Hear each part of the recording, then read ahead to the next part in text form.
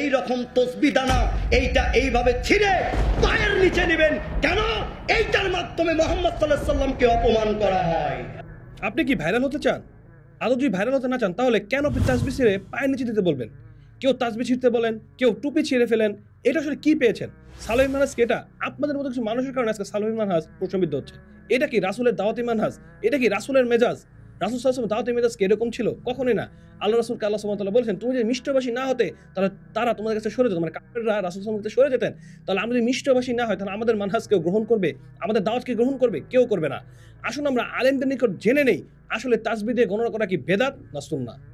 কিন্তু কেউ যদি তাসবিহ গনে তাহলে এটা জায়েজ নয় বা বেদাত, এই কথা বললে সীমা লঙ্ঘন হবে, বাড়াবাড়ি হবে।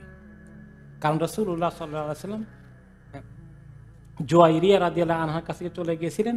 তিনি অনেকক্ষণ বসে বসে এই সিমের বিচির মতো, উরির বিচির মতো এগুলো গনে গনে লা ইলাহা ইল্লাল্লাহু ওয়াহদাহু লা শারীকা লাহু 100 বার পড়তেছিলেন।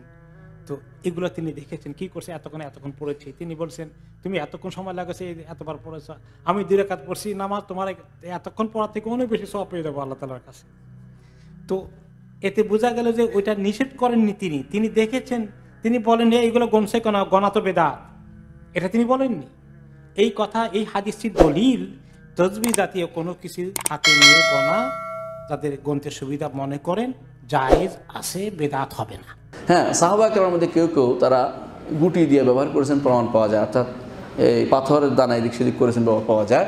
এই জন্য কেউ কেউ যদি করে আমরা এটাকে হারাম বলবো না, তবে উত্তম হচ্ছে না করা, উত্তম হচ্ছে হাতে গোনা। হাতে গোনাই উত্তম, প্রথম বলে দিয়েছে। জি, রাসূল এটাই করেছেন। জি, এবং এটাই অনুসরণ করা উচিত। তারপরেও অসুবিধা হলে, হ্যাঁ, তাসবিহ যদি ওভাবে গনে তাহলে সেটা আমি বেদাতের মধ্যে আমি বলবো যে বেদাত বলবো না। এই দিক থেকে যে এটা পাথর অথবা এটা তাসবিহ, এটা শুধু গনার হিসাবের জন্য। কিন্তু যদি ইবাদত এটাকে ইবাদত মনে করে তাহলে বেদাত হবে। এই মালা ব্যবহার করার চাইতে হাতের কর ব্যবহার করা সুন্নাত সম্মত, এটা উত্তম। বড় আমরা মালার ব্যবহারকে সুন্নার খেলাফ বলতে পারি। যদিও কোনো কোনো সাহাবীরা খেজুরের বিচি বা অন্য কিছুকে তাসবিহ গণনার জন্য ব্যবহার করেছেন, তারা জানা যায়। অতএব সেই হিসাবে পরিপূর্ণ আমরা এটাকে বেদাত তো বলার প্রশ্নই ওঠে না, সুন্নাহ বিরোধীও পরিপূর্ণ বলতে পারি না। তবে হ্যাঁ, নবী সাল্লাল্লাহু আলাইহি সাল্লাম বলেছেন হাতের যে করগুলো মানুষ জিকিরের জন্য ব্যবহার করে এগুলো কিয়ামতের ময়দানে উজ্জ্বল হবে, এগুলো জ্বলতে থাকবে, আলোর কাজ দিবে। বিধায় এই করের মধ্যে গুনতে পারলে সেটা ভালো। কেউ যদি এখানে স্মরণ রাখতে না পারেন, তাসবিহের মালা ব্যবহার করেন, সেক্ষেত্রে এটাকে আমরা বেদাত বলবো না, অনুত্তম বলবো, বড় জোর। আলহামদুলিল্লাহ, আমরা আলেমদের কথা জানতে পারলাম যে তাসবিহ দিয়ে পড়া নাজায়েজ নয়, এটা দিয়ে পড়া যাবে। কেননা রাসূল সাল্লাল্লাহু আলাইহি ওয়াসাল্লামের সামনেই সাহাবীরা বিচি দিয়ে গুনেছেন। তাহলে ওই সময়কার সময় বিচিটা ছিল আর এখনকার সময় তাসবিহ, কারণ ওই সময়ে এই তাসবিহর বিষয়টি ছিল না। অনেক সময় আমরা অনেক কিছু ব্যবহার করে থাকি যে ওই সময় ছিল না, এখন আছে, তাহলে সেটাও কি বেদাত হবে? না। যখন কোনো কিছুকে সুন্নাহ মনে করে আমলের নিয়তে করা হবে সেটাই বেদাত হবে। আমি আজ পর্যন্ত দেখিনি যে তাসবিহ দিয়ে কেউ বলেছে এটা সুন্নাহ।